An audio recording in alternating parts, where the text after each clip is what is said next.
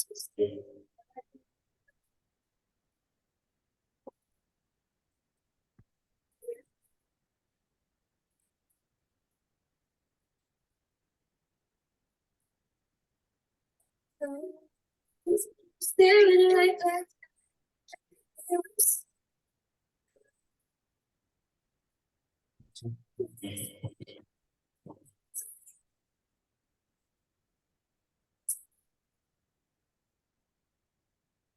it going, guys? Just get the video up and running. Hello. Cool. Good few of us jumped on this morning. Morning. Yeah, guys. So yeah, obviously, yeah, my mindset session this morning, Saturdays. We got Conor with us. Right? Hello. Yeah, because me and Conor said about this a while back, where it was like, definitely get him on for a session because obviously, you know what Conor's done in the space, and especially at his age, you know, mindset. He knows that mindset is one of the biggest parts of that. That's got to be is. So, what better person? Hang on, I'm just going to meet some people in a minute. What better person to have on the chat, have on the session to talk mindset than Conor? I know he goes through some stuff, obviously, on his sessions, obviously, but it's more sort of technical and sort of live trading. So it's nice to actually do a session that's actually based around the mindsets of stuff. So obviously, what you've done is incredibly impressive. I know you spoke about at the recent event. Obviously, originally it was sort of going from £250 up to six figures, up to 100k. Yeah. More than that now, isn't it? So obviously, yeah, you're still keeping it pretty dialed in.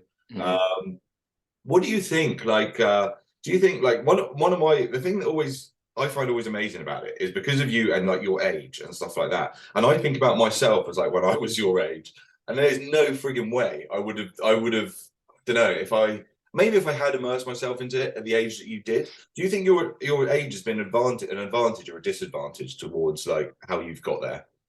I'd say maybe an advantage. Probably an advantage. Catching it young and making the mistakes kind of early, I think definitely helped, because the only really real way to learn and sort of progress is to learn from the mistakes that you make. And I made plenty of them when I started blowing a couple of accounts and stuff like that. And then, so yeah, I'd say that age is definitely a factor towards it. It helps being young. It's not the be all and end all. It doesn't mean if you're fucking a bit older you can't do it, sort of thing. But yeah. I think the thing that sticks out for me is like, because I always talk about, like in my sessions, I always talk about, obviously we've got a lot of guys in here that have been tradesmen most of their lives.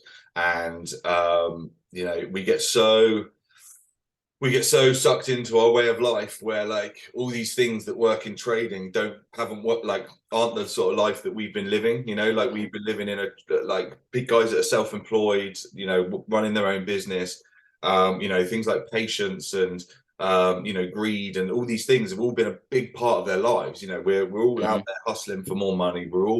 We all need invoices paid quickly. We've got to get our guys paid. Like patience has never been a virtue for any tradesman. Well, it's been a virtue for every tradesman, but we just don't have it because we've had years of customers and shit like that not paying. Yeah, exactly. Chuck from one thing to another. So I kind of looked at it as like I picture myself back at your age. And I think, God, would I have ever been able to do that? Because I was just like, I don't know, I just cared too much about other stuff. But like, then I do think like, you know, you haven't had to have those loads and loads of years of obviously like chasing the money through customers and things like that, which is going to have helped definitely anyway. Yeah, no, definitely, yeah, because I didn't have that sort of. Well, so I had my job, but it was more steady. It was just a full-time income. It was. I was getting that regardless. It wasn't really like having to chase or be impatient, or not impatient, but having to chase the money, as in getting money from customers. So I guess having that sort of that steady income did definitely help, because I wasn't worried about if this don't work, then I'm fucked, sort of thing. I had that income coming in, so definitely. Having an apprenticeship and doing, say, normal work, engineering work, before I did like 6 years of engineering work, as including my apprenticeship, definitely helped, because I had that sort of background. And my mum would always sort of like installed that into me. If I wanted to do anything, just make sure you got a trade behind you first. Mm. Because my original plan was actually to join the military, and Oh, she said really? to me, yeah, she wanted to join because both my brothers did. She said to me, before you join, I want you to get a trade behind you, so you've always got that to fall back on. I don't know if is that a thing? Everyone always talks about having a trade to fall back on. Yeah, I've to be always thought, fair, like I'm glad. Like I never look back at what I did and think like, oh shit, like I wish I hadn't done that, because I'm so glad I have got a trade behind me, and I've always got the ability. Like, you know, my sort of goal is that I've now got an ability that when like I buy somewhere and I can add an extension to it or whatever, I can do all that stuff, and I can actually make money on sort of flipping houses and stuff like that, because I'm a carpenter, been a builder sort of thing, and I always compared it to.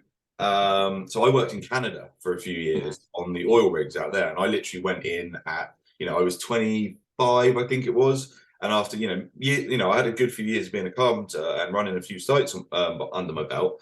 Went out there to be a roughneck, which was like bottom of the barrel. Mhm. Obviously, I got treated like utter shit out there, because it's just like, it's the hierarchy. Those guys got treated like shit, so they're going to treat you like shit, and it's like it's hell on earth out there. And I always had this thing in the back of my mind, because there was like drillers and stuff, the guys that were obviously much higher up than me, that were earning a hell of a lot of money. But that, like, the work came and went depending on the weather for each year. But I would always sit there and think, like, I've always got something else I can do, like, Mhm. compared to what you all you can do is drill and destroy your body. These guys were Yeah, like 28, 29 at the time, and they looked like they were 40. yeah, Because it's such a hardware life out there. And I yeah, always yeah. look at them and just think, I've always got something else to fall back on here. That was Mhm. kind of a plan of mine to do that out there, but then obviously, it was just ridiculous. So I ended up coming back to England and starting up a construction company. But yeah, like I said, I had the ability to do that. They're probably still there now, working, locked into it. Mhm. But it's kind Yeah. of similar with the trading as well. Like having that trade background, to actually, like I said, always fall back on. What made you sort of go towards, um like, obviously getting the trade behind you and actually sticking with forex so much? Because I mean, you would have been sort of young, having that trade behind you. What stopped you going off on that path instead of the forex path? I was going to talk about this as well. It's actually kind of ties into something you just said then about like with people that you were working with and you was watching them and they were only drilling. They would just be drillers, Yeah. probably till the end of their retirement. Um, but I don't mean it in a disrespectful way or a horrible way. I'm always comparing myself to people, and I just do it from young. I always do it. I don't know why. It's just a thing in my head, and I was always comparing myself to people at my work. I'm not even going to say their name because they're nice blokes. They were really nice blokes, but Yeah. I'd work with them, and there's some of them that have just been stuck there maybe 30, 40 years. They've worked there. I think some of them have even been there like 45 plus years. There was no bonuses for that sort of thing. I mean, I think they maybe got like a free meal or something like that for their family, which was No. what the fuck. In my head, I'm like, you're building someone else's company. Why not try and venture out and build yours? Hmm. Do you know what I mean? You're waking up every day for someone else's dreams, paying someone else's mortgage, sort of thing. That's how I look at it. I don't mean it in a disrespectful way. It's just Hmm. how I am. Um, and one of the main things as well was watching them sort of as I was going through my first couple of years of my apprenticeship, because I wasn't doing any trading then. I started 17, my apprenticeship. Started trading at 19. Hmm. So in the first couple of years, I always knew I was just kind of looking around thinking, I can't be doing this till I'm 67 or whatever the time and age is. I can't. It's just not what I want to do. I can't do it. And then also looking at them and their health wise as well, like you said, like some of the guys in there, like they can't even lift their shoulders above, like their arms above their shoulders. They're like that because they've been working there so long, and they're like, Hmm. some of them are so seized up. And I'm like, what the fuck, man? I can't be Yeah. like that. I can't be 60 something and being barely able to move and still needing to work because I can't afford to pay my mortgage off. Because the way I was working is like one of the lowest paying like railway engineering jobs in the country. It's awful. Really. Yeah. Yeah. Um, yeah, there was like fully qualified engineers getting less than £12 an hour, I believe. I think it was maybe like 11 or something like that. And they're fully qualified. They've done apprenticeships, got MVQs. I'm like, I don't know how you're settling for this. I don't. Well, I think that's kind of. I think everyone that's in this group is part of that category that think the same way. But whether it's taken them at like your age, or whether it's taken people at my age or older, to sort of like, because I've always, like hearing you talk like that, it's like ever since I was 16, 17, I've always dreamt big. Like I've always dreamt further. Like I went to college. I didn't go to college for long, because I was doing some courses that I thought my parents wanted me to do. I was literally doing like Spanish, PE, because I learned Spanish from an early age, and it was just like, where is this going? Like I wasn't interested in it at all. And then I remember actually starting building. I dropped out of college when I was 16 or nearly 17, and my dad's mate who run a building company so offered me a job just as a labourer, and I was thinking, oh God's sake, like what's this going to be? And I went and I loved it, and I really did love it. I enjoyed putting my hands to work, and that was much more me than sitting in a classroom and doing stuff like that. And it was just and it really sort of but I always had the aspirations to be bigger and to want more sort of thing.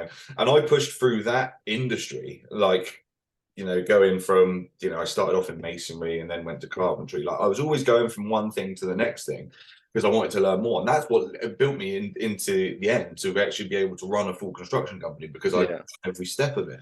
But still throughout that whole time, I've always had like the aspirations where it's like, I know I'm meant for something better. Yeah. And there's always like that thought of the other side. And I always, like you say about sort of people that they get stuck into these jobs. And I got a mate that works at, he was working at a printing place, but literally making paper and stuff like this. And there's guys there that have been there for 30 plus years. It's literally just in a factory. And it's like, I don't like you say, it's like each to their own, 100%. But I think a lot of people really do not have the aspirations, like to just do it. And I think it's just a different chemical imbalance with people. Yeah. Like there's some people there that were happy doing that. That's just what they were happy doing that. But for me, it's just I just was not happy doing that. Like, I remember having full-on arguments with my apprenticeship, like college tutor. So I'd have a tutor from college that will come to our work and kind of see what I'm doing there and see how it can like I can implement it into my college work. And then there'll be like some days in the week I'd go to college, like Callum. Now you do that as well, don't you? Like go to college and there'll be like a tutor for me. Her name is Dion. And I remember having arguments with her. Like it would be like a couple of days before a deadline for a big, massive fucking write up that we have to do for. We had to do some CNC machining and just manual handling techniques and stuff like that. Just shit. I'll be honest with you, I was not interested in whatsoever. And a lot of the like MVQ engineering stuff I had to do as well. And they were long fucking write ups, thousands of words. And she's like, "Why have you not started it?" I was like, "I'll be honest with you, like this does not interest me whatsoever. I can't. I just have no interest for it." I said to her, I will do it because I want to get my apprenticeship. But after this is I'm not going to be in this job no more. It's not what I want to do. I want to go do something else. And she was like, "Oh, why did you sign up?" I was like, "I don't know. My mum pushed me until I was 17. I don't know." And I remember having arguments with her. Like there wasn't like arguments as in with proper going at each other, but I just remember just saying to her, "This does not interest me whatsoever. It's not where I want to be. I'm not going to be here. I'm going to go do something that actually interests me, and I'm going to put a lot of time into something that's going to," and I didn't even know what at the time because I was 17 and 18. And I constantly used to search online, like how to make money online, how to make more money, how to do this, how to do that. And I couldn't find anything that I was actually like serious about for ages until I got introduced to Forex. Yeah.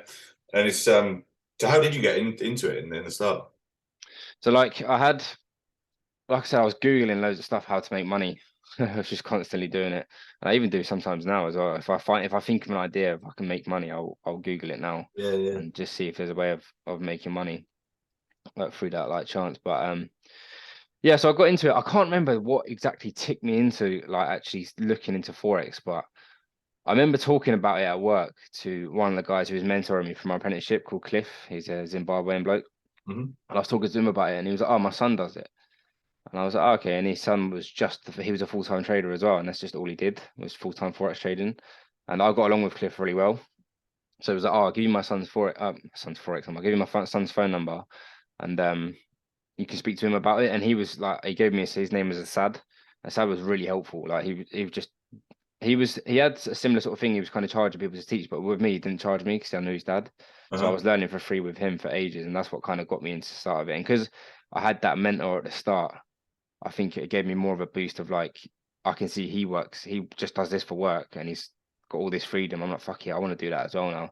And that made me even more, I don't even know what the word is, resilient at work. Not resilient, like not wanting to work. Yeah, So yeah, yeah. I'd be at work like, fuck this. This guy's at home making thousands, and I've got to sit here and fucking craft Yeah. cool apprentice way. But that's what kicked me off the start of it, was having that mentor of him, and um yeah, just getting into it and seeing people that actually can make money from it really helped.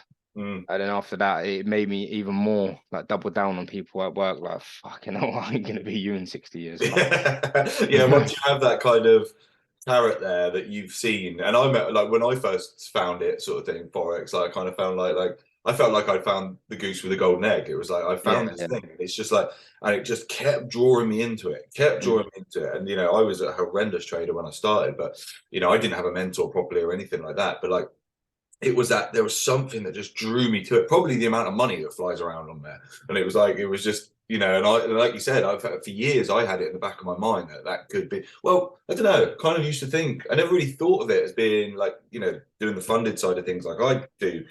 As actually like being a funded trader for me seemed like almost an impossibility. Like it just Yeah, seemed miles away, a bit of a dream. But yeah. when you were very very early into it like that, what was like I know where I kind of was with mindset and stuff like that when I started. Like having that mentor and stuff, did they push like talk to you about the mindset stuff? Did they push that stuff from the start, or was Not it kind of really. like, no? No, he just kind of just chucked me in the fucking deep end with trading. And like Yeah. when I first started, he was just kind of throwing all these like patterns in at me, and I was like, mate, honestly, I don't have a fucking clue what you're talking about. I do not know any of this. And even with him, I say it a lot on lives or like at the events. I used to hammer him with questions. I probably used to piss him off. Mm. He actually ended up moving back to Zimbabwe, and I lost contact with him. But he probably didn't end up moving back to Zimbabwe. He just fucking blocked me or some shit because I used to constantly hound him with questions. I used to ask him constantly. But yeah, no, there wasn't much mindset stuff with it. He was just, I don't think I was just kind of trying to learn what it was first. I didn't really Yeah. understand what it was at all. The chart, I used to look at a chart and it would confuse the shit out of me. I was just be like, what the fuck is this? Just Yeah. numbers. Especially when you got like some of the different pairs that are up at the same time. You've got your list and it's Yeah. all flashing and it's all different, like moving up and down. I'm like, what the fuck? This looks nuts. Yeah. I didn't have a clue what it was. Obviously now I know it's just a price moving about, but Yeah. I was used to look at it and think, no, I can't do this. I can't do this at all. Because I weren't that good in school, to be honest with you. But It's just all, yeah, like you said, it's just all bright lights and like because I was learning just through some PDF courses, and it was just like learn a bit, and it was just, yeah, I mean everything at the start just seems feels like such a blur now, because it was, mm, I remember feeling like I will never get this. Like it yeah, felt yeah, like yeah, there felt like 100%. such a, but it was such small steps to like then look back and see where you've actually come. But I just so clearly remember looking at it, think I will never get this. I Hmm. used to look at like a fib retrace, like a Fibonacci and fib retracement and stuff, and I, even though I look at it and how simple it is now, my head would not get around it. I didn't Yeah, yeah. understand the importance of these numbers, and Hmm. yeah, and just stuff like that. And I remember it just being so consuming of my brain. And yeah, I used to have to come back to it and take breaks from it, and yeah, until things started clicking a bit more. But Yeah. like, when did so how did things play with you, like from the start, sort of like with going, did you trade real money? Did you trade demo? Like, when did you start getting to, like, what led you to putting that $250 into or pounds in to start your sort of self-funded account? Yeah. So I was on demo for probably a couple of years, to be fair. Um, Again, that was a couple of years of having the guidance from Assad.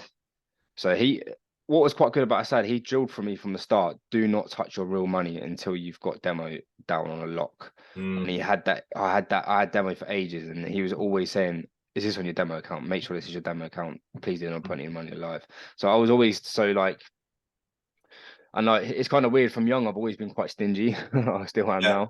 I'm really stingy. So for me being on a demo, I was happy to be on a demo anyway. I was like, fuck it, I'll learn this shit and I don't lose any money. Do you know what I mean? What's the point of losing money right at the start when I could do it with fake money? yeah, So I was on demos for a long time. He did push that to me quite like military sort of style. He was saying, literally do not do any live account. Because I think he knew the risk of how much money you could lose quickly, he'd very probably done quickly. it himself, maybe. Yeah, yeah. And he was just saying, just do your demo, keep flicking through your demo and just keep trading, trading, trading, which I was doing for a while. I don't. Yeah, I was doing demo for a little while, and he was just teaching me different like handle patterns and stuff like that. And that's what you ever saying in that Merc. And it's true. And he but yeah, when I lost contact of him, I was kind of in a bit of a grey area of trading. I was still on my demo account, but then I started signing up to fucking signal groups and shit like that because I wanted to make money. I knew he was making money. So I was like, fuck, I'll make some money on the side. So I did put some money into a live account. This was through a signal group that had just fucking put me through their brokerage. I lost that, I think, within like 4 days. It was like 250 quid or something. I lost in 4 days because there was like no management, no communication. They just said, put this on here. Yeah. And plus, my lot size weren't really down to a T. I was probably just putting fucking massive lot sizes on. I lost all of it in 4 days. So yeah, I definitely put the wrong lot sizes on. Yeah. So I was on, but I was still with my own trading. I was still on demo for time with that for a very long time. Yeah, then it was when I wasn't really trading too much. I wasn't really learning at this point. In between is when I met Sean and Dean. When I met them guys, they were asking me about it because they were interested as well, and I started talking to them about trading, showing them a few bits, and then we all kind of joined what was the Ninjas at the time, all together. Is when I joined that because I had like the basics. I had the basics pretty much down with everything that I knew, and I actually knew what things were on the chart, not just flashing at me. It was when I joined the Ninjas, and there was a strategy on there that I was watching the educators on there do. It was when they started making money on there, I made my own live account and put 200 quid in it. But then I started kind of copying their trades at first. Yeah. And then when I was sort of learning their way of trading, I was doing a little bit of trading on that account. But it didn't take off straight away. It took a little bit because we were switching strategies a lot. You'll hear Sean say it, or people right at the start, and then just saying we were switching strategy a lot between different strategies because that was when we was in IM. There was loads of strategies bounced to one. So I was kind of just trying to find one for me. Stupidly doing it on a live account as well, to be fair. So I was doing, but I wasn't really going mad with it. I wasn't just doing I was still doing the 1%, 1% each trade, 1%, 1%, 1%. So I was bouncing around at break even for a long time. I wasn't really moving anywhere because it wasn't too much money anyway. Plus, like I was maybe win one, I'd get excited, but I'd stick on that strategy for a bit, and then I'd be like, oh, I'm not really actually on that. It was when it started taking off is when I started learning pitchforks.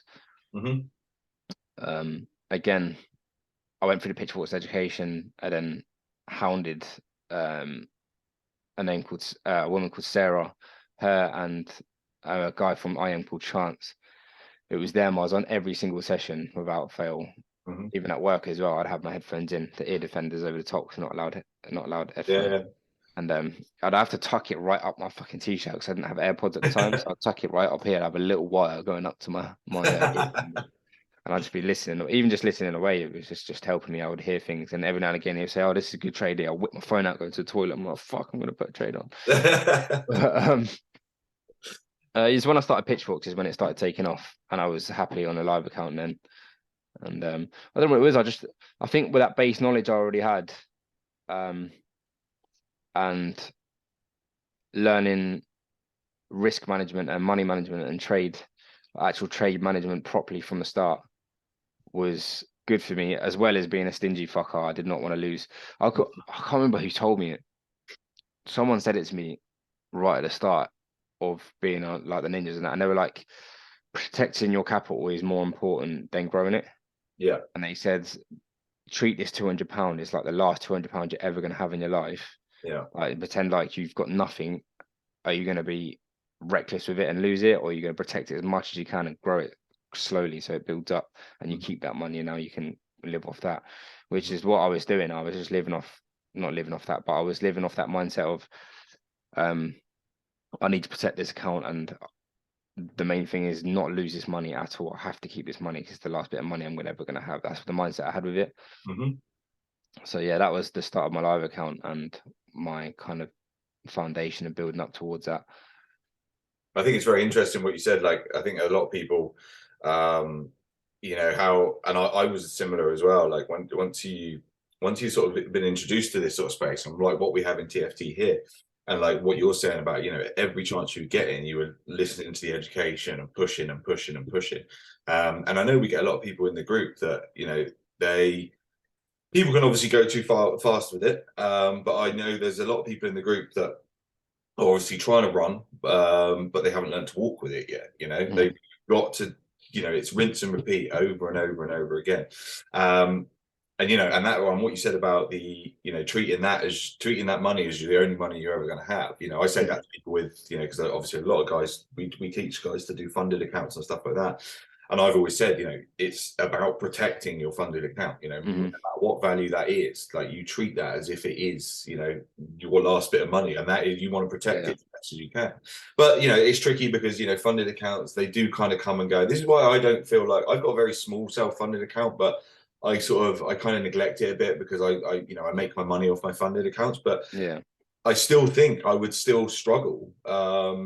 Like building an account like you have, for sure. What the thing I find amazing is, like, at that age, or like sort of 21, 22, you would have been, I mean, how did you stay comfortable when you built like your account up to like 10 grand, and then 20 grand and stuff like that? Because it's like, I feel like I look back and I think, like, me at that age with like 20 grand in a Forex account, I would have just been, I don't know what I would have done. Like, I don't think I would have been able to keep growing it, sort of thing. I think my intrusive thoughts would have got in, and I would have ended up taking a load out and partying with it. Shit, yeah, I really do. What sort of kept you on the straight and narrow? What sort of kept you comfortable dealing with larger amounts of money each time?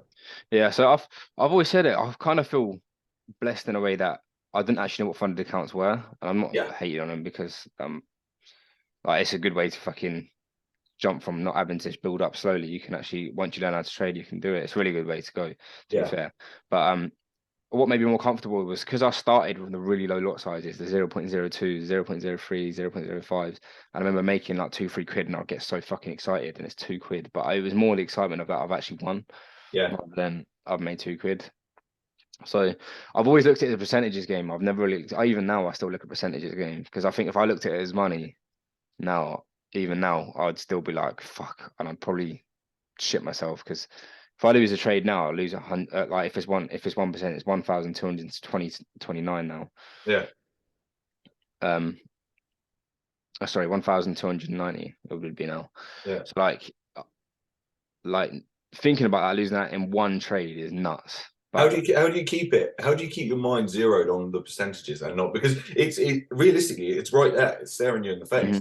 Once say you are in drawdown of a trade, it's staring you right in the face. It's £1,000 or whatever. Like, how? It does. Keep focused on the percentage. So because I've always looked at the percentages, it was, for me, I'd lose 1% on my old account, and it'd be like 2 quid. I'm like, okay, whatever, it's 2 quid, and I'd win 3%. I'd have 6 quid, and it's not much at all. But I feel like building it up from slow to start really did help with my mindset now, because I'm used to the numbers gradually going up rather than going from this to this, if that makes sense. So it's gradually I'd be losing 10 quid, and I'm like, okay, it's 10 quid of my account. Doesn't matter. I've got X amount in there, 1,000 or whatever. And so I think a lot of it, one of the factors being stingy helps. It really does help, because like, I'd lose 1%. I used to do it with pitchforks. Like, if I lost 2% in the day, I'd stop. So I'd do one trade. If I lost, if there was another one that was good, I'd do it. If I'd lost that 2%, I'd just completely stop. Even if there's a third trade coming up, I'd just stop. Because I'm like, I would be very. I used to do it as well, though. It's just part of trading. Everyone does it. I'd chase losses a lot. So I wasn't always like the best. I wasn't like, I started my live account. I started pitchforks. I'm fucking quality. I'm off. It took me a bit of time to adjust, because I would chase losses and stuff like that. Because it's just natural. You lose, you want to get your money back quicker. And like, from what more of a mindset perspective, I don't think it's the money that you're pissed off that you've lost. I think it's more that you've lost. Like, no one likes losing. Do you know what I mean? And your goal seems that little bit further away now, because you've lost that one. And people always think about like the long term rather than what's happening now. So like, people are like, oh, I've lost. It's going to take me an extra fucking year to get funded or whatever. So now I'm like, people just want to chase that trade. For me, I kind of just took it as it was. as it comes. I wasn't looking too far ahead just yet. I think one of the things that definitely helped was staying like staying where I was in that moment. Like I've lost that 1%. Okay, that's not going to change my goal in 10 years or whatever. I'm still gonna just trade it up to what I can now and make as much as I can safely. Like if I lose this little bit, 1%, okay, whatever, it's gone. Mhm. Forget about it. It is hard to get to that point. You will get there though. I was It's going to say, I mean, obviously, it must become easier. Like, yeah, it does get even though the easier. value Yeah. is increasing, like it must become easier because obviously you know how far you've come anyway. You know, Hmm. something always in the back of your mind is saying like, well, I've done this well to get here, so something works, no matter whether you win or lose, sort of thing. Yeah. So it does get easier. It gets to a point. There was I think a few of the guys on here will probably. There was a trade that I did while I was in Thailand. I think we entered it. I think it might be GBB Chef. We entered the trade. It lost it within about fucking 3 minutes, and we I just remember hearing about that. sat there just laughing about it. It is what it is. I had Yeah, my yeah. mate Cameron. Callum knows my mate Cameron. I lost a trade. Is it last week? Maybe. Yeah, last week I lost one last week, and um he was with me when I lost it, and he's like, "Oh, how much did you lose?" And I was like, "About 800 quid." And he's like, "How are you so fucking like calm about it?" And it is weird how calm I'm about it, but it Yeah. just takes time. I think this is the difference. There's a very big, like you say about funded accounts, and it's tricky. Like there's a double-edged sword with them because yeah, it's great, and people that can learn to trade on a demo account can then go into a funded account and start earning decent money. Hmm. But like you say, and this is where I definitely have like a mental block. Is like I know I've got obviously pains from years ago of trading self-funded accounts when I didn't know what I was doing and lost a lot of money, and now obviously, anyone can obviously learn, do a say 100K account, make some money off it, whatever, but then put that money into a self-funded account. But now they are so used to the lot sizes and the size of money that's flying around on a 100K account, say, Yeah, yeah, that if they put $1,000 or £1,000 into a self-funded account, and now they're making like 30 to 60 quid on a trade instead of 3 grand to 6 grand on a trade, and that's like you say, like dealing with those percentages from the very, very beginning and eking them up. Like people that are jumping on funded accounts, usually lots of them are loving to go straight for the 100Ks, 50Ks, 200Ks, or whatever. hmm They're not starting from the very, very small ones. And I always say, like if you can't pass a 100K account, you're not going to pass a 5K account. I yeah, don't understand why people don't just start on the lower accounts and yeah. I you think know, it's a better idea. And then once you start winning on definitely. that, take the profit out of there and buy the bigger one or the Yeah. one step above that. And Or I realistically, think you can scale them, right? You can scale them yeah, up. you can, and Yeah. realistically, it's such the irony of it is funny because the greed of like there's that greed involved with going straight away for a 100K account or 200K Hmm. account, and realistically, that greed is what you need to harness. Like that is what you need to have under control. You Yeah. say about, I mean, I've been probably the polar opposite to you in my life. I'm one of these people that I used to be really, really bad with money. Like I used to just Hmm. fucking every bit of money I had. Like my old boss even said to me, like I was kind of hounding him for a pay rise when I was, a carpenter and I was kind of running some sites for him. And I was kind of hounding him for a pay rise. And he said to me once, he was like, wouldn't matter if I paid you £10,000 a month, you'd still fucking spend it. Mm. That Yeah. always stuck with me in my head because that's kind of always how I've been. And that's kind of Hmm. like when I got into Forex, I lost a lot of money in it because I was so flippant in just throwing more money at Yeah. it. Yeah.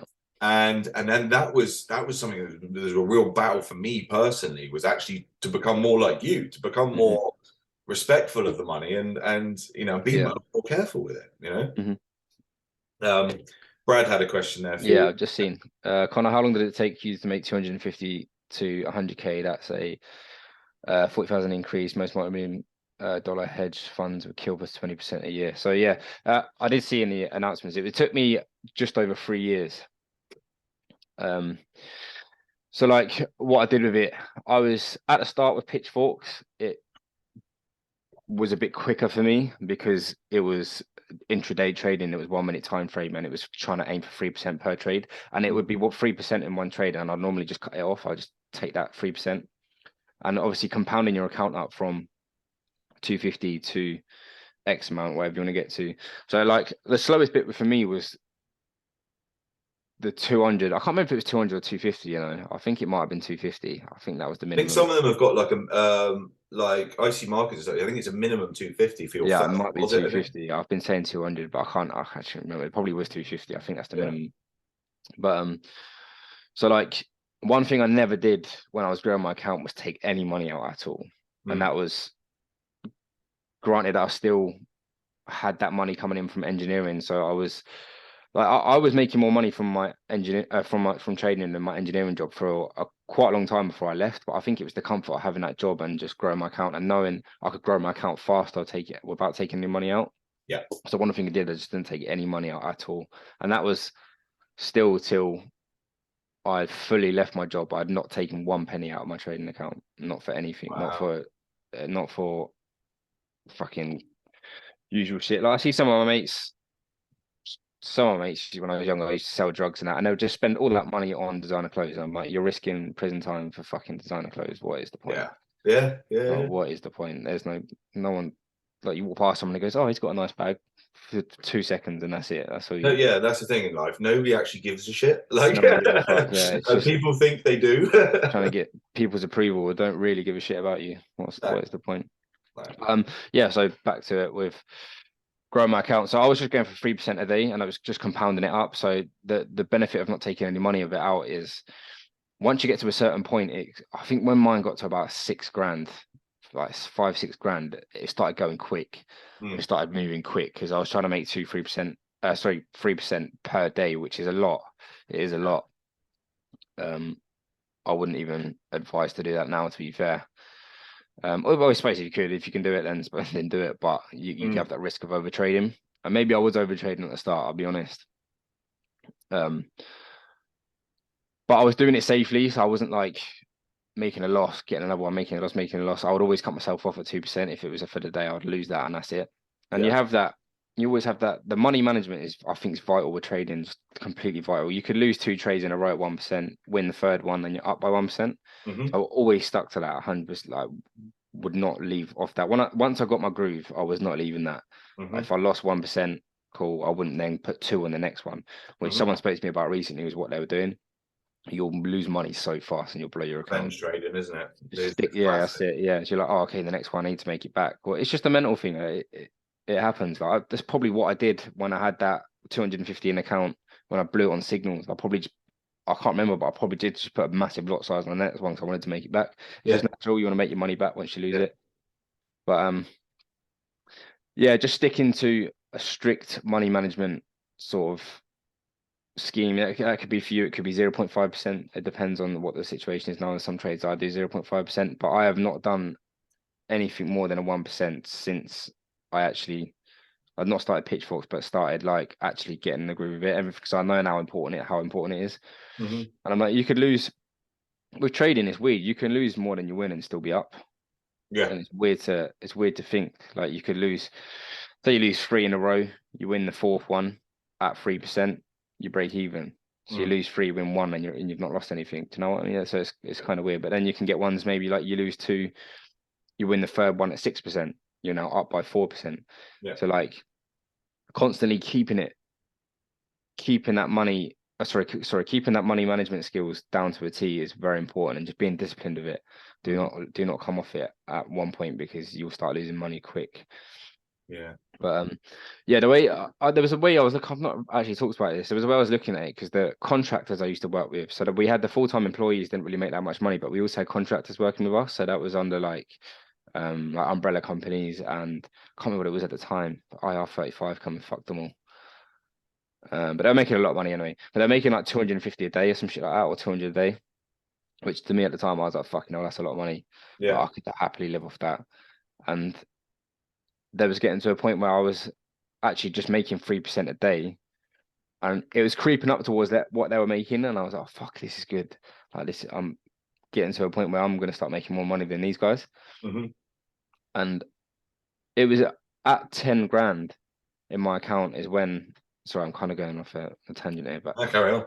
um, yeah, IC markets at 10 grand, I was like then make it 3% a day, which is 300 quid a day. And I knew I could more than happily live off that. Like Mm. even now, I could, if I had a 10 grand account now, I would have more than happy live off just getting £300 a day sort of thing. Yeah. But obviously now it's a little bit slower because I've changed my strategy. It's not actually like 3% a day. But regardless, it's having that money management down to a T is what helped me grow it, like grow it up. Now I did actually take a massive loss, which kind of contradicts everything I was saying, but it was I was messing about with someone at work called Rob. He's still in TFT now. Yeah. With Rob on a demo account, doing at work doing stupid numbers with him and putting massive trades on just to see what it was like. 'Cause it was just fucking about. I don't know. I was young, and then you'll probably know once you switch from a demo to a live, it doesn't change the lot size.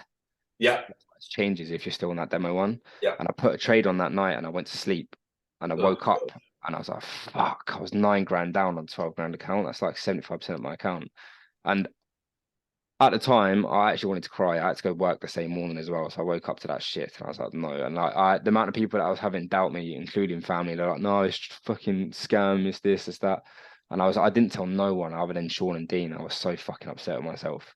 But oh, I knew I could get it to that point. So I'm kind of, at the same time, I'll be ringing sick with here.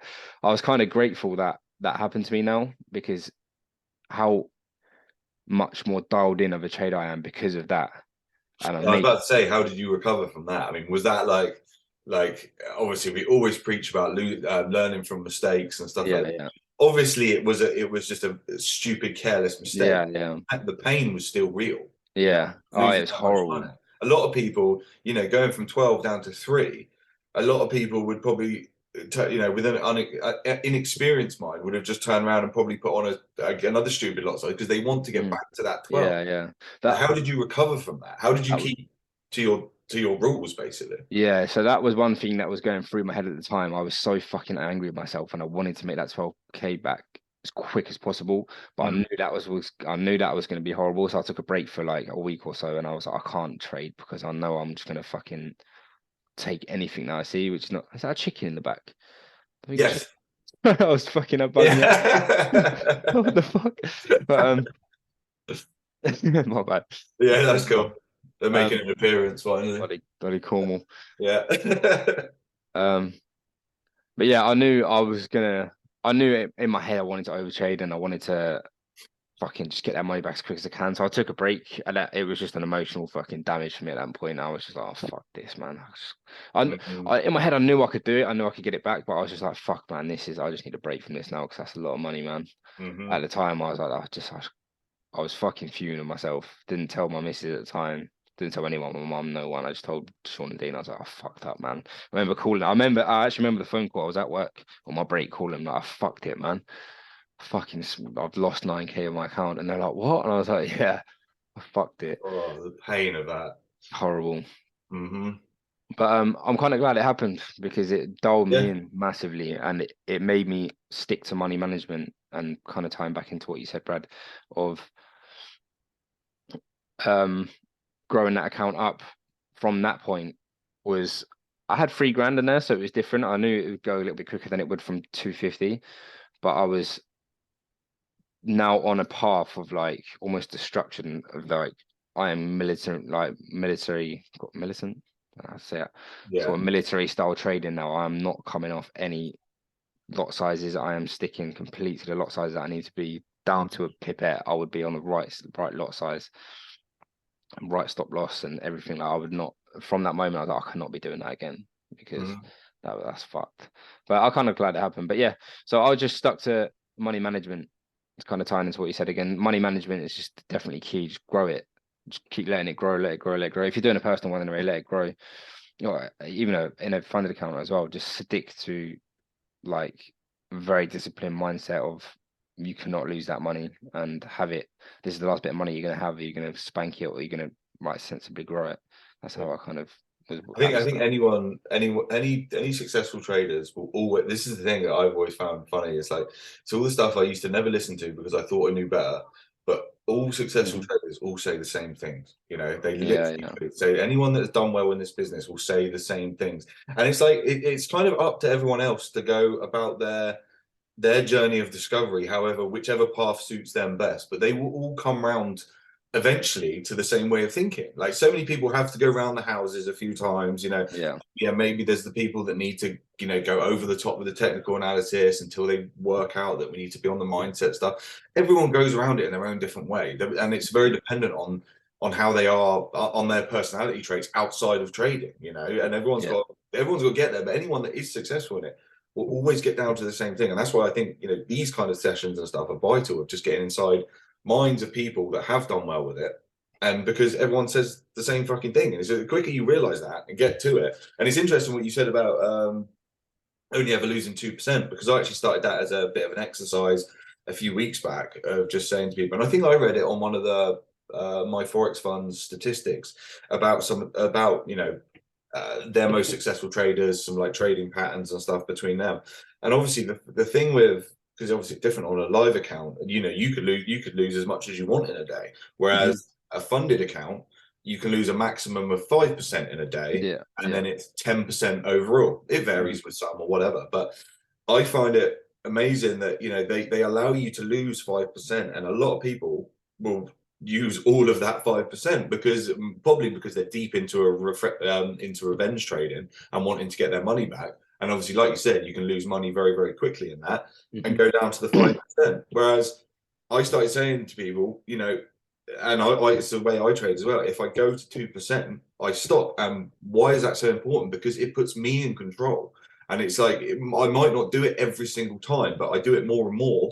And instead of the funded account telling me you've got to stop now, otherwise you're going to lose your account, I'm actually stopping at 2%, leaving myself with plenty more breathing room to my maximum drawdown and stuff like this. Yeah. Yeah. I'm actually stopping, and I'm actually making the decision to stop there. But yeah, it's what's Brad saying there? What are you In for monthly percentage wise? Do you So have it's changed. targets like that? I don't really know. No. I don't set myself a target now. I wouldn't really say there's a massive reason behind it, but I can just seeing that now, I could kind of see if you was to set a percentage target a month, then you are getting close to the end of the month and you're not hitting it. I kind of feel like you might get complacent with trades and start putting on trades you maybe shouldn't be putting on, and you probably know you shouldn't be putting on, but you want to make that percentage anyway because that's your target. I don't know. I wouldn't say cap yourself with a target. Yeah.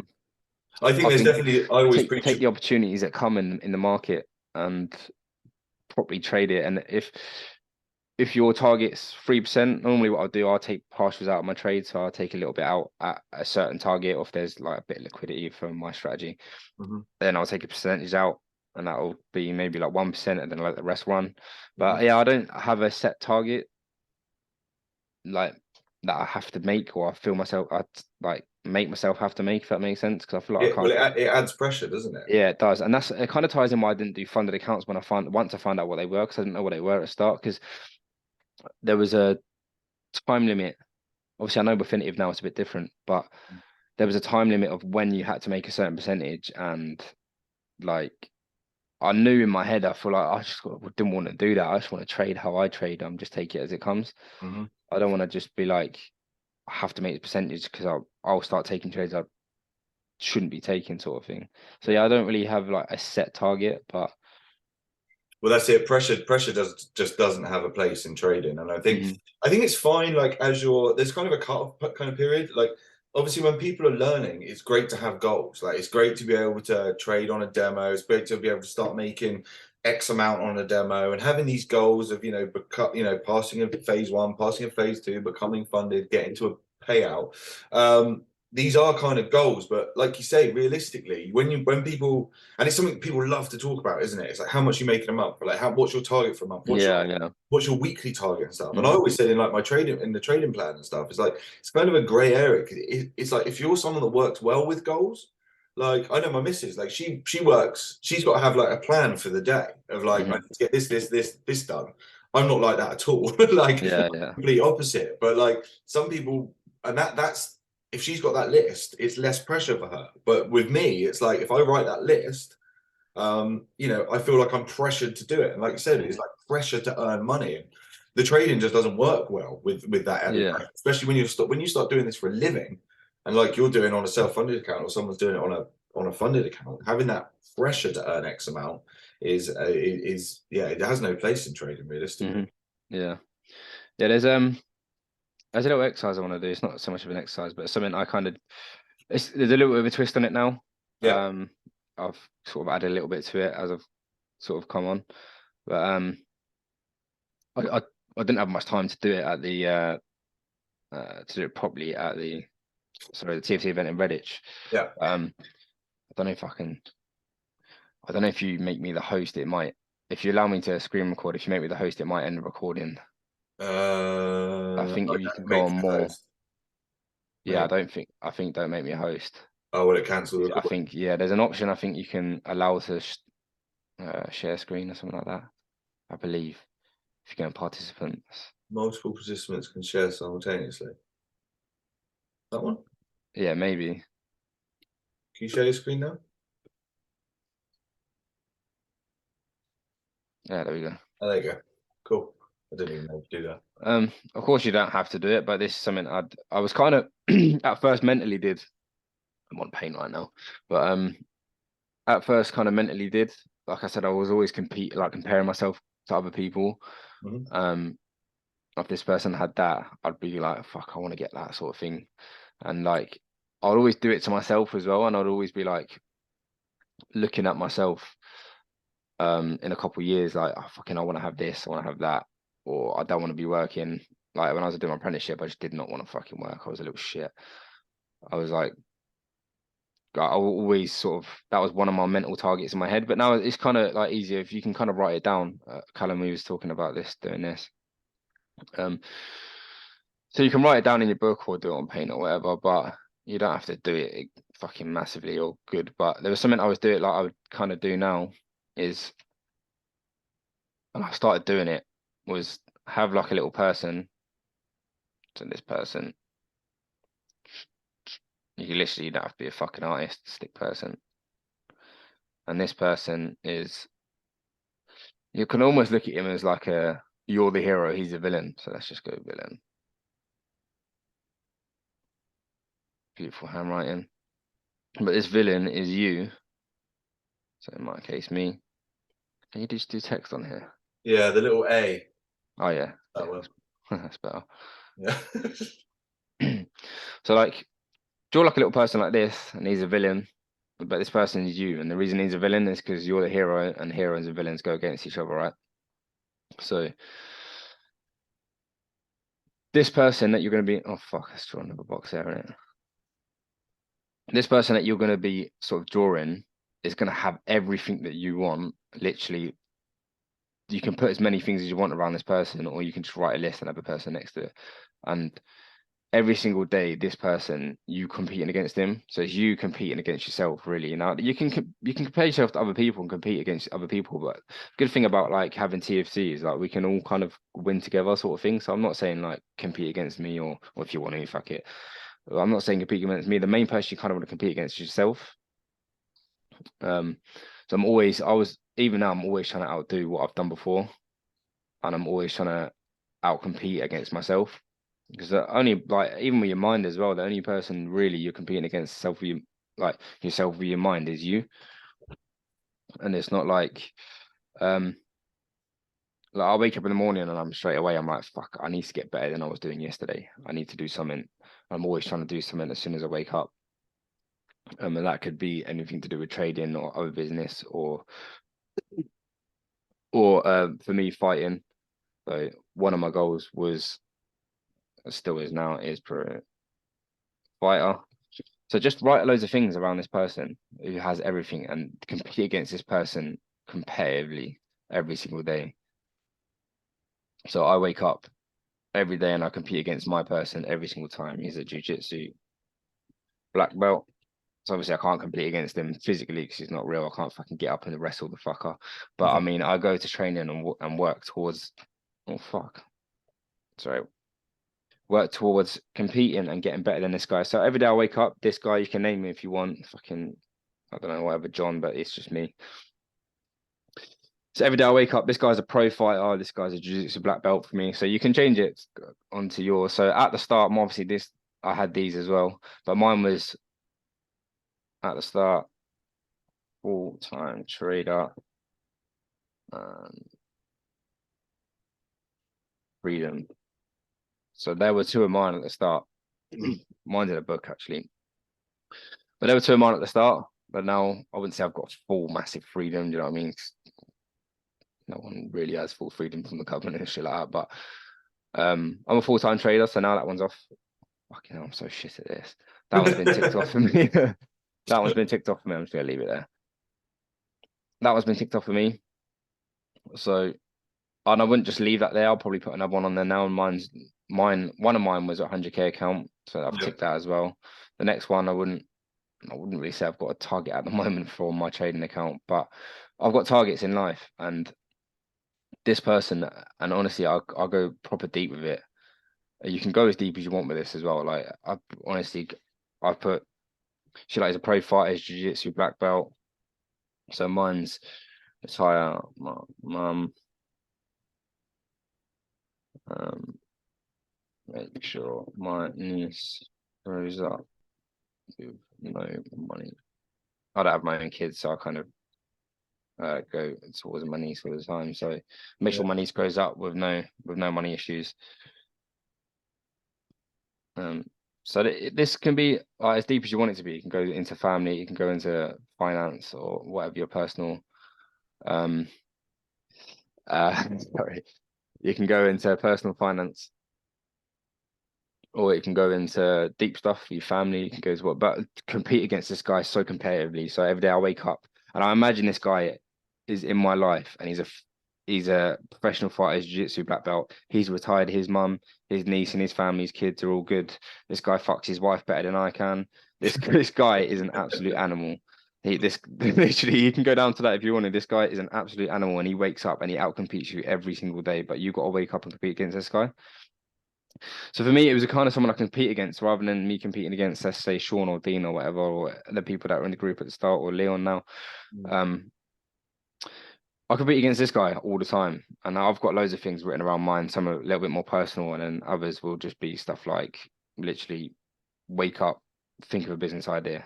This guy's constantly thinking about business ideas. By the time I've woken up, this guy's been to the gym already. He's been for a run. He's eating healthy. Now, there's sometimes obviously I slip up. You can't be militant of it. Like sometimes I have a kebab. Like fuck it, I'll have a kebab. Do you know what I mean? But this guy, for me, it's a little bit different because I have to be a little bit more healthier. This guy is never eats kebabs. He's always healthy. He eats his protein. He has his carbs. He has all his healthy food. And I'm always competing against him. I wake up and think, how can I beat this fucker today? And there'll be sometimes you beat him. So like for me personally, I've beat him as in I've become a full-time trader as well. And I've got a lot of freedom, so I beat him with that one. But I'll just add another one to it. So the next guy will keep going. So yeah, you could say in a sense in life, I kind of set goals maybe for myself, but it'd be goals like this. But I kind of see it as a competitive way. I think the way we kind of are as humans, I think we are the best we can be is when we're competing. And like even when I'm training for competition, like, I've got a fight next week. I haven't been as good as a fighter as I am now because I know I've got a competition coming up and I'm competing constantly. I've know what competition coming up, so I'm training as hard as I possibly can for this fight. And I haven't been a better fighter and I haven't been as fit as I possibly have been in my life since now. And that's purely because of competition. And I think just competing against yourself is going to make you so much more like higher working individual, or like a better individual. Like even just things like I'll just randomly do push-ups throughout the day because I'm thinking this guy's doing push-ups. This guy's massive. He's got a fucking 8-pack. I haven't. This guy's big. But yeah, it can be anything. You can. I strongly recommend to do it. Just write it down if you've got like a bit of paper, or even just do it on paint and print it off. Have it and just maybe even put it on your wall or whatever, or just have it mentally like known. This when you wake up, this guy is fucking. First thing he does is he fucks his wife better than you do. It's the first thing he does. I don't know. It could be anything to you. Do you know what I mean? So that's the difference, I think, between, like you said, competing against yourself instead of competing against others, which so many people are brought up doing, aren't they? Like we're all brought up competing, like, oh, we want what that person's got, but not this what they've got, and blah blah blah blah blah. But when you actually put it into context like this, like competing against yourself, like how much more healthy is that? Like healthy competition. Like people get so wrapped up in today's world as well, like as to like this person's got this person's got that, especially with social media and shit like this. And yeah, it's like the difference of is it like different levels of rich for people and stuff like this. Like I've always said about, like, I used to be such a money chaser, but it's not even that anymore. It's like the fact that it's not even the money that drives me now. It's my actual lifestyle. Like it's actually just getting to stay at home, and that doesn't mean massive amounts of money. Like I get to be at home with my daughter and my partner, and I get to every day, which 98% of the world don't get to do. You know, and that's what drives me. And you know, and that's just me knowing myself, competing with myself to keep this life sort of thing. So yeah. And once you've like, it'll kind of time with what you've said there as well.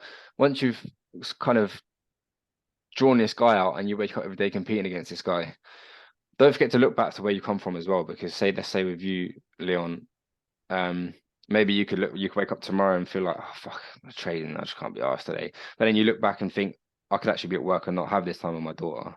Definitely.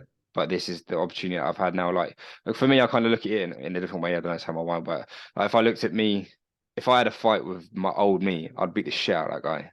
You know what I mean? Because I've come better. You're better than him now. Exactly, I'm better than him now. But there's still another version of me who's a lot better than who beat the fuck out of me now. Do you know what I mean? So I need to get this guy. I need to beat him up. Do you know what I mean? So that's I do compete a lot against myself, and maybe writing it out has helped me with a lot of things in life. So I think definitely do that. Give it a go. Yeah, and just wake up. I think it's really important for people to look back and look at how far they've come. You can really get sucked into this world and not see how far you come. Like we were saying at the beginning, like this stuff, this forex stuff, and the markets and stuff can look like such an utter blur until like 6 months in, when you actually stop and look back at how far you've come and actually all these things that you now understand. And unfortunately, like the mindset stuff takes longer. It takes a lot longer. And yeah, it does. But you can always look back at the past version of yourself and know, I'm so much better than that I was back then. You know, I started doing this nearly 18 months ago, full time. And even back then when I started, I look at the trader I was then compared to what I am now. Yeah. And it's a world of difference. And that's, you know, over 18 months, which is, it's a long old time really. But then quite short amount of time in the grand scheme of things. But yeah, I think it's really important to see like things like patience and your greed management and stuff. This doesn't happen overnight, and yeah, it takes really time. spurs us on to keep going further. Is actually understanding how far we've come. You know, like actually we have made a difference. We have got somewhere. So yeah. I mean, has anyone else got any questions for Conor while we're here? Sorry, we've gone over a bit of time, but no, it's cool, mate. No, it's a really good session actually. For you, sorry, go on. For like the newer people, maybe with your guy, you can put more detailed stuff. You can put as much shit on here as you want, but maybe more detailed stuff that fits your trading. So maybe go, this guy never trades, never risks more than 1%.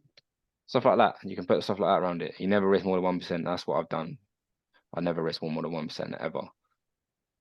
Even if I feel like a trade's it's the fucking golden trade, it looks perfect, I never put more than 1% on it. So maybe just you can get really detailed with it, go really deep with it on your personal goals. Yeah, definitely. I think there's so much that could be learned from all the things you just said there. You know, it's the same stuff that I've talked about weekly. You know, the stuff that is is always the same in successful traders, whether it's your sort of drive to succeed, it's putting that discipline over motivation. It's that, risking only going 2% into losses. All these things that are all the same with anyone that's actually doing this for a living and actually carries on doing this for a living. So yeah, no, I think it's a really great session, mate. And I think I'm going to stick it on the group and make sure everyone fucking watches it. Yeah. But cool. Yeah, run over a bit on time. But if anyone has any questions or any more personal questions you want to ask, I'm more than happy to answer them. If you want to send me a message, then yeah, guys, we're always in the we see all the messages in the Discord and everything. So yeah, just send us DMs. Saying that, actually, I've missed a few. Do you ever get message requests that you miss? Yeah, on Facebook.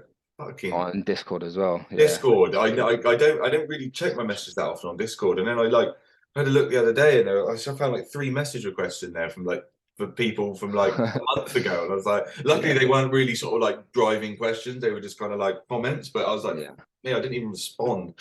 So yeah, we are here.